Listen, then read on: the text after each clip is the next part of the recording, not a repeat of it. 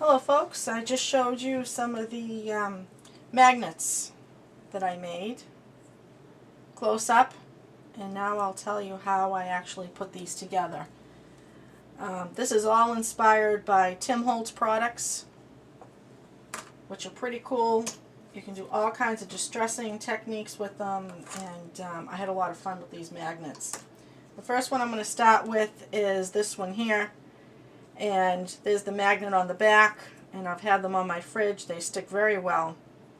I use the strip magnets that I use zip dry to really adhere that strip on the back. Don't rely on the sticky tape. It doesn't work too well. So what I did was I started off with some chipboard pieces, and these are basil chips. And these are the pieces that came in it, all kinds of different arrows. There were 3 different types of arrows, and you get 3 of each one, which is a lot of fun because in case you make a mistake or you want to make a couple of sets of these magnets, you have plenty to work with. What I did was I started with the chipboard, and the first thing I did was I painted these pieces, well 3 of these pieces, 1 each, in Distress Crackle paint by Ranger, and this color is Broken China. And this paint is pretty cool. It has the brush in it already. And it's pretty thick. It goes on very thick, and it dries pretty fast. I just painted this one as a sample just about 10 minutes ago, and I used my heating tool. Once it starts to crackle, you can use your heating tool, and it speeds up the heating process. And right now, it's pretty dry and all done.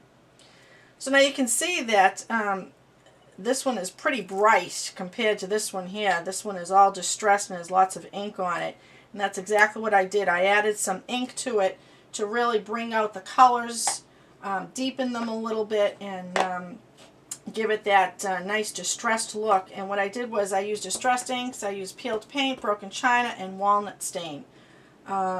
Faded Jeans is the darker of the blue, and Shabby Shutter is the lighter of the green.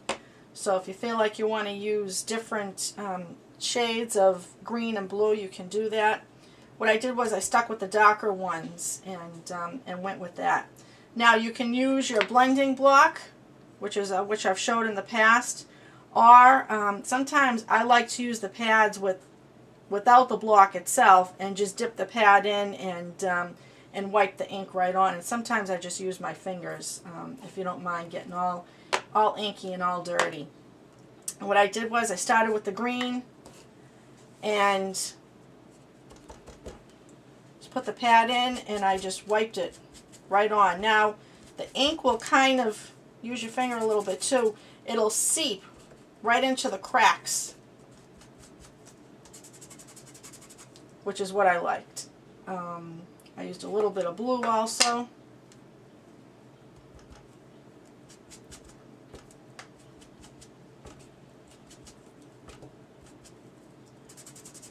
And once again, you can rub it in with your fingers. The one that really brings it all together is the brown, the walnut stain. And I use this just around the edges, and it really gives it that nice old worn look. You can see it's already deepening up. Rubbed it in a little bit, and I don't know if you can see it on camera or not, but it's already deepened. It's already got kind of that old look, and the colors of the inks that I just put in have now seeped into the cracks of the crackle. What I also did, I ran around the edge. Sponge is great because it fits into all the little corners, and I ran all around the edge of the arrow with the ink. So I got the sides, I got the edges, and there you go. It's a nice deep blue now. Looks very worn. And that's how I achieved that look on that arrow. Now I did that on all the painted arrows. And after that, I added some elements. And some of them were chipboard elements that I had. I used Dream Street Papers chipboard elements. And I know that these are still available at Holy Scrap. So if anyone is interested, any of my peeps who go to Holy Scrap and visit often, I know that this is that set is still available if you wish to pick that up. But I also used these, which are pretty cool. They're plastic, nice dimensional plastic elements, and they're called fragments. And they're by Tim Holtz, and they're awesome. You can do a lot of different things with these, and I just want to demonstrate how I actually got that on there. What I did was, remember how I showed you how we inked up our textbook paper. Once again, I used an old dictionary or thesaurus, and I tapped my inks down on my silicone mat, sprayed them with water, and then I dipped this paper in it to soak up all that nice color. And then this is all dry. Well, now that this paper is dry, I can use it, and what I did, I took my zip dry and I put a nice coating of zip dry on the plastic element here, and I laid it down right on the paper. Now, you got to kind of move it around a little bit, squish it down and move it around a little bit so that all the bubbles are out and it looks clear and it looks great. You can see right through it. And I did purposely on the bottom so you can see the words, some of the words, and some of the paper, so that you can see how nice and clear it is. Hopefully on camera you can. And then let that dry. Once it's dry, you cut around it with your scissors and it comes out beautiful. And once again, here is that piece there.